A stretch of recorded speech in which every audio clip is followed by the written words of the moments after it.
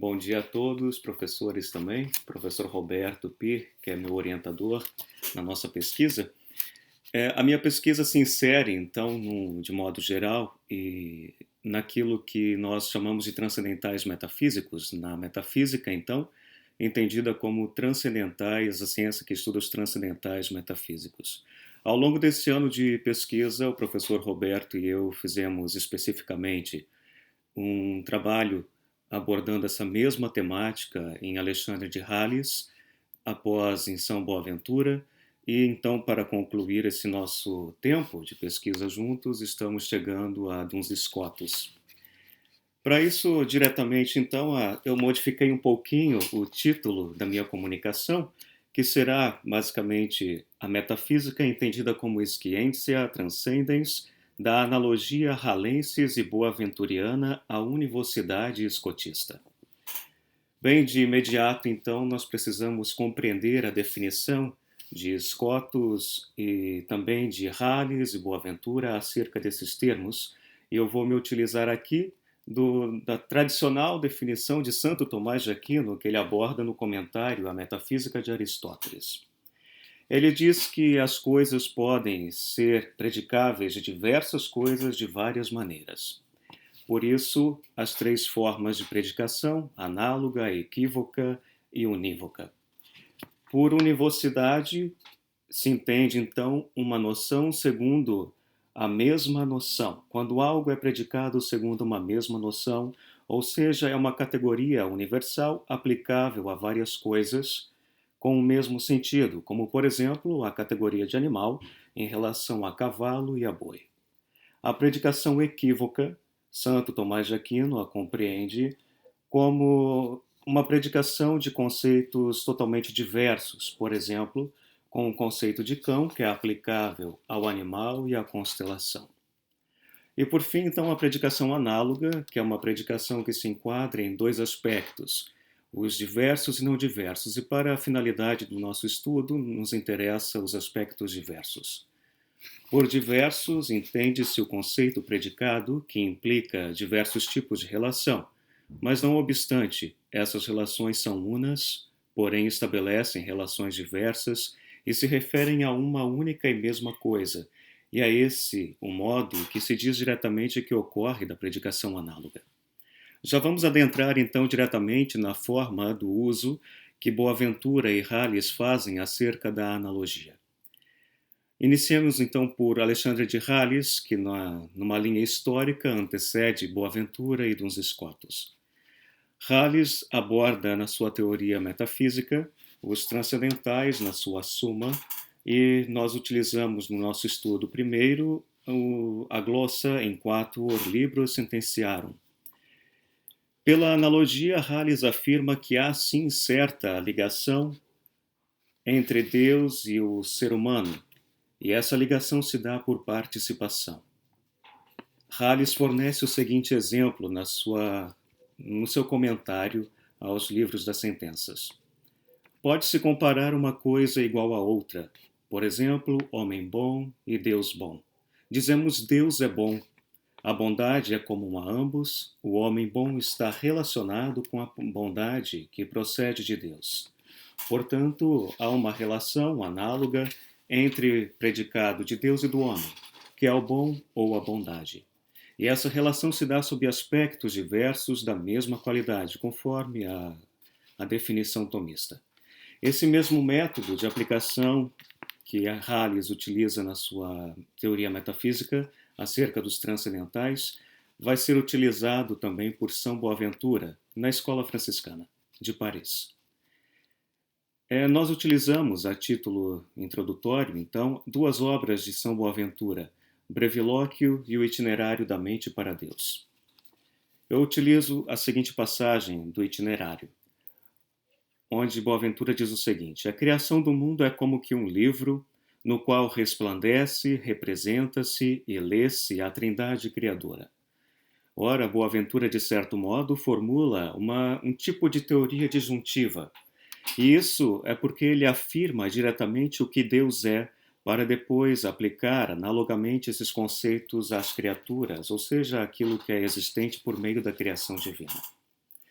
A base desse argumento se dá pela teoria do exemplarismo, e essa é entendida como Deus sendo a causa de todas as coisas existirem. E por ser a causa de existência, as coisas, cada uma a seu modo, resplandecem à imagem do Criador. Na teoria boaventuriana, as criaturas resplandecem, representam e designam a Trindade.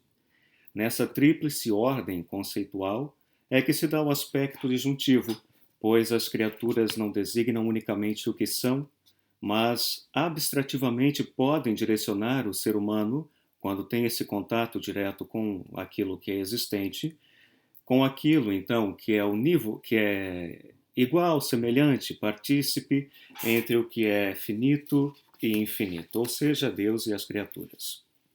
De imediato, então, Boaventura afirma que a criatura, entenda-se tudo que é existente, incluindo o ser humano, é efeito da Trindade criadora, e é nesse efeito que se entende, então, a Trindade como causa de existência, que é possível essa predicação análoga entre o infinito e o finito. E, por conta do tempo, já vamos passar então para a metafísica, entendida como Scientia Transcendens Induns Scotus. O doutor Sutil elabora a sua teoria metafísica, entendida como ciência dos transcendentais, partindo de um conceito que é aplicável a Deus e às criaturas, ou seja, ele é unívoco, opostamente àquilo que Halles e Boaventura vão aplicar na sua teoria metafísica, que tem a base a analogia. Esse conceito, o Sutil determina como sendo o conceito unívoco de ente. Deve-se partir de um certo pressuposto que o conhecimento de um ente ou um ser supremo, primeiro, não é possível e acessível ao ser humano no presente estado da sua natureza. Aqui nós entramos numa visão teológica do pecado original como sinônimo de queda e impossibilidade de contemplação divina diretamente. Essa limitação se dá acerca do conhecimento da ousia, essência de determinado ente. Isso acaba por gerar implicações na forma como se conhece o próprio conceito de ente, que Scotus entende como sendo aquele que capta, que está em tudo que é existente. Então, por meio da dedução, pode-se conhecer todos os outros entes. Diante disso, o conhecimento abstrativo é uma via possível de transposição dessa limitação humana diante do conhecimento da própria essência daquilo que se conhece. O conceito de ente univocamente predicado do todo transcende os conceitos categoriais, ou seja, ele não pertence a nenhum gênero de categoria, ele é universal. Ente não tem caráter limitador, sendo presente em todos os gêneros de substância e acidente, bem como Deus e a criatura. O conceito de ente não tem nada de conteúdo a não ser ele mesmo. Por isso, Scotus denomina esse conceito univocamente predicado de ens enquanto ens ou ente enquanto ente. Por não possuir conteúdo senão a sua própria razão de ser, ele é um conceito absolutamente simples e se torna o objeto possível da metafísica entendida como ciência dos transcendentais. Com isso, não há a possibilidade de explicação do conceito de ente por meio de outros conceitos, pois ele é um conceito, no dito escotista, simpliciter, simplexo, ou puramente simples, absolutamente simples. Outro aspecto é a sua máxima universalidade de não pertencer a categoria alguma. É transcategorial, ele é aplicável a tudo, está na base de tudo. Assim, nenhuma natureza pode ser privada dele. Ele não é o primeiro conhecido em sentido imediato, mas é uma abstração possível na ordem das razões. Para finalizar, então, com as conclusões parciais, diante da análise que nós fizemos ao longo da nossa pesquisa e, sinteticamente, eu procurei demonstrar aqui para vocês, unindo os nossos estudos, nós percebemos que entre os três mestres franciscanos, Halles, Boaventura e Scotus, nota-se que há relativa similaridade em suas teorias, pois eles trabalham os conceitos transcendentais metafísicos nelas. Porém, cada qual ao seu modo, e aproximam-se mais Halles e Boaventura, pois partem de conceitos análogos para fundamentar suas teorias e, com isso, intuem a predicação dos atributos transcendentais metafísicos referentes ao ser de Deus e o das criaturas. Porém, o mesmo não é possível afirmar sobre Scotus. O oposto é abordado pelo sutil. Ele tem por ponto inicial a univocidade dos conceitos, que, como visto, são transcategorial e aplicáveis ao que é finito, temporal, e ao que é infinito, eterno. Essa predicabilidade unívoca leva Scotus a afirmar que o primeiro objeto do intelecto é o conceito de ente. Não o primeiro em sentido imediato, como eu comentei, mas sim o primeiro como o último na ordem das razões abstrativas possíveis ao intelecto humano. Não se encerra assim a discussão nesses autores, pois há a continuidade dessa tradição, depois em Guilherme de Ockham e mais tarde em Alfonso de Briceño. De modo especial, Briceño, que é um frade franciscano da América Latina, segue na esteira da tradição escotista e exerce influência na forma de evangelização do continente latino-americano. Porém, esse tema permanece como proposta para uma pesquisa futura. Então, o presente estudo permanece aberto para dar continuidade, seja por meio desta análise introdutória, ou como os outros intentos investigativos, cunhados então e trabalhados ao longo desse tempo de pesquisa com o professor Roberto.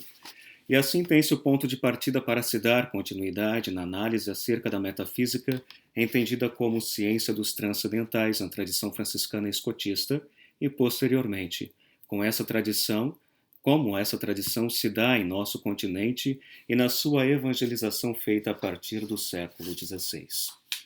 Obrigado.